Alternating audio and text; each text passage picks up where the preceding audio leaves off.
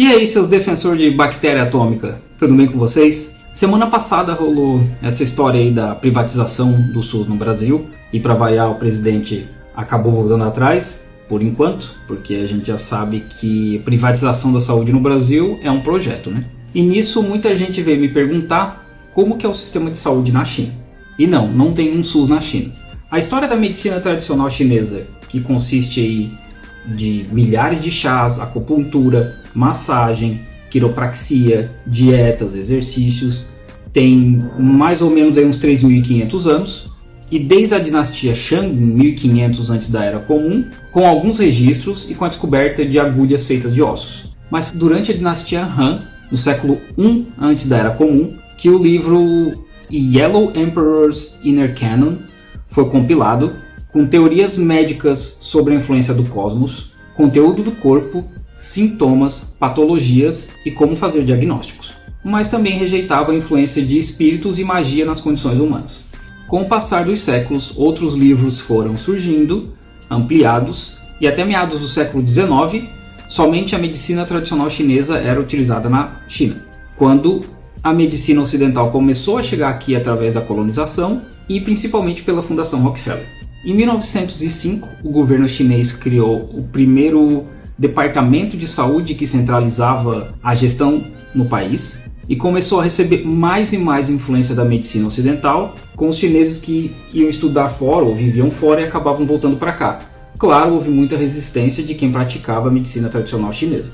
Com o fim da Guerra Civil em 1949, o sistema de saúde foi todo nacionalizado e era visto por Mao como peça fundamental para o desenvolvimento do país. Houve muito investimento em saúde básica, em melhorar os serviços já existentes e também levar esses serviços às famílias que viviam longe das cidades grandes. Apesar de Mao não utilizar e não acreditar na medicina tradicional, ele incentivou os médicos que ainda estavam vivos no pós-guerra civil a continuar trabalhando pela necessidade que havia no país.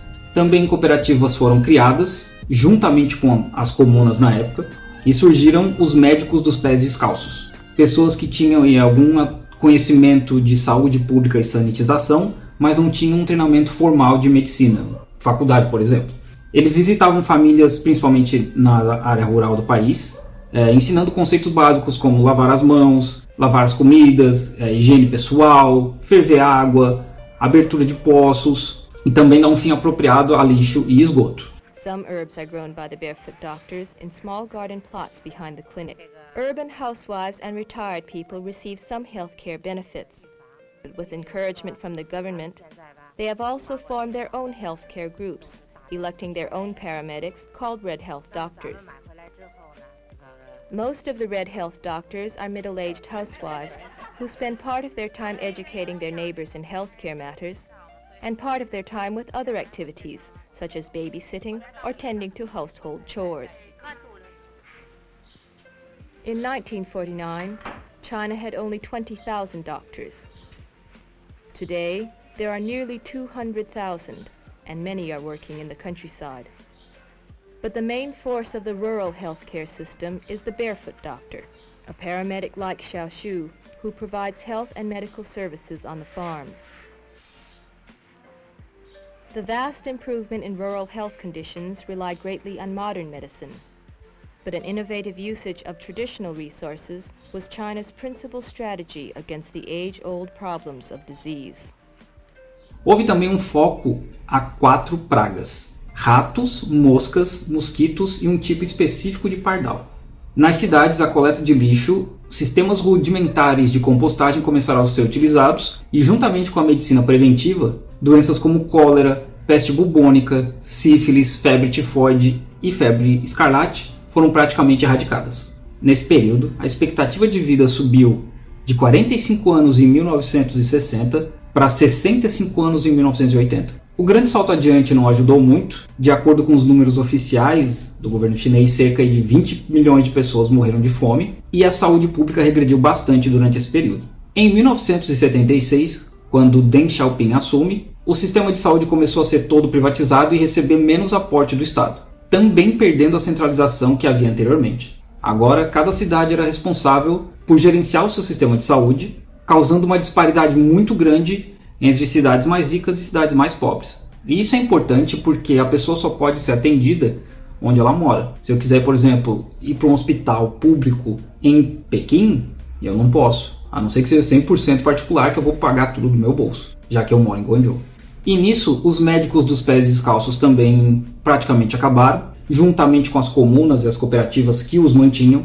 Os poucos médicos que sobraram começaram a cobrar por consultas, e justamente porque a demanda era muito alta, o preço das consultas começou a subir cada vez mais. Numa pesquisa realizada em 1984, 40% da população tinha algum tipo de cobertura médica, contra 90% em 1979. E foi durante a crise da SARS em 2003 que a China viu a real necessidade de ter um sistema nacional de coordenação de informações de saúde, para que a resposta fosse mais rápida. Sem contar que naquela pandemia a China escondeu informações por meses. Diferente do que aconteceu agora, porque a China já tem um sistema nacional de gerenciamento de informações, e após 2 semanas de identificar o primeiro caso em Wuhan, a OMS já havia sido alertada. Outro grande problema na época é que a maioria da população chinesa não tinha nenhuma cobertura de saúde em 2003 e não podia arcar com as despesas médicas. Logo, muita gente não foi para o hospital, não foi diagnosticada e também não foi tratada. E mesmo hoje, em média, o chinês tem que pagar do próprio bolso cerca de 30% de todas as despesas médicas. No Japão, por exemplo, é 13% e na França é 9,3%. A China desenvolveu um novo plano, que chama China Saudável 2030, onde eles pretendem que esse custo médio seja reduzido para 25%, que ainda é bastante. Em 2006, elaborou-se um plano para prover saúde básica a toda a população até 2020, com a criação de um novo sistema de cooperativas de saúde em áreas rurais, mas a princípio limitado a emergências.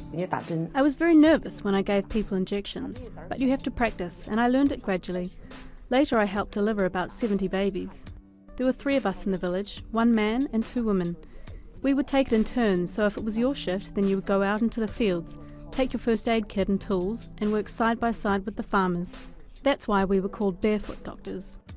Voltaram os centros de saúde em áreas urbanas para desafogar os hospitais lotados em cidades grandes, que também contam com hospitais especializados como câncer, saúde da mulher e etc. Cidades como Guangzhou, Shenzhen, Xangai, Pequim também têm hospitais hoje só com medicina ocidental, mas que tem um custo muito maior. Uma consulta aí vai sair por coisa de 900 RMB, 770 reais mais ou menos, só a consulta. E a medicina tradicional chinesa ainda é amplamente utilizada no país, tanto em clínicas ou direto em farmácias, quanto em hospitais. Eu tive uma inflamação no ombro, fui para o hospital, o médico me receitou 2 chás e um unguento, só de tocar no meu ombro. Ele nem queria fazer um raio-x, eu pedi para que fosse feito. Peguei esse raio-x, acabei mandando para um amigo ortopedista no Brasil que me receitou anti-inflamatório e alguns exercícios, e eu acabei não usando a medicina tradicional chinesa. O custo no hospital aqui ficou em cerca de 300 RMB, mais ou menos 260 reais, porque eu não aceitei os medicamentos que o médico me receitou, né, os chás e o unguento. E eles só me atenderam depois que eu paguei e só fizeram raio-x depois que eu paguei também. Hoje, cerca de 95% da população na China tem algum tipo de cobertura para a saúde básica, que são de 3 tipos. Cobertura médica para o trabalhador urbano, seguro médico para o residente urbano e o novo sistema de cooperativas médicas para as áreas rurais. Mas como cidades acabam sendo mais ricas do que áreas rurais, criou-se um desequilíbrio, inclusive na expectativa de vida, já que as pessoas acabam tendo um maior e melhor acesso à saúde, procuram mais também por ter mais dinheiro e, consequentemente, vivem mais. A expectativa de vida em Pequim é, em média, 12 anos maior do que em Xinjiang, por exemplo. E um dos maiores desafios da China hoje são doenças ligadas à velhice, já que a população vem vivendo mais em todo o país e doenças como câncer e Alzheimer são cada vez mais comuns. Com certeza não é fácil lidar com uma população de 1,3 bilhões de pessoas num país de tamanho continental e muito menos fornecer saúde para todas elas. Eu, particularmente, esperava que a China tivesse um sistema de saúde como o SUS que a gente tem no Brasil, porque qualquer doença mais grave aqui, como câncer ou talvez um atropelamento, por exemplo, pode levar uma família à falência, porque os custos são muito altos. É muito comum a gente ver no WeChat gente pedindo dinheiro para cobrir despesas hospitalares porque a pessoa teve uma apendicite ou quebrou um braço, uma perna e não tem mais como pagar porque é muito caro. Então, gente, defendam o SUS, porque vocês não têm ideia do que é viver num país sem ele. E como sempre, fique em casa quem puder, lave as mãos e não existem bactérias atômicas.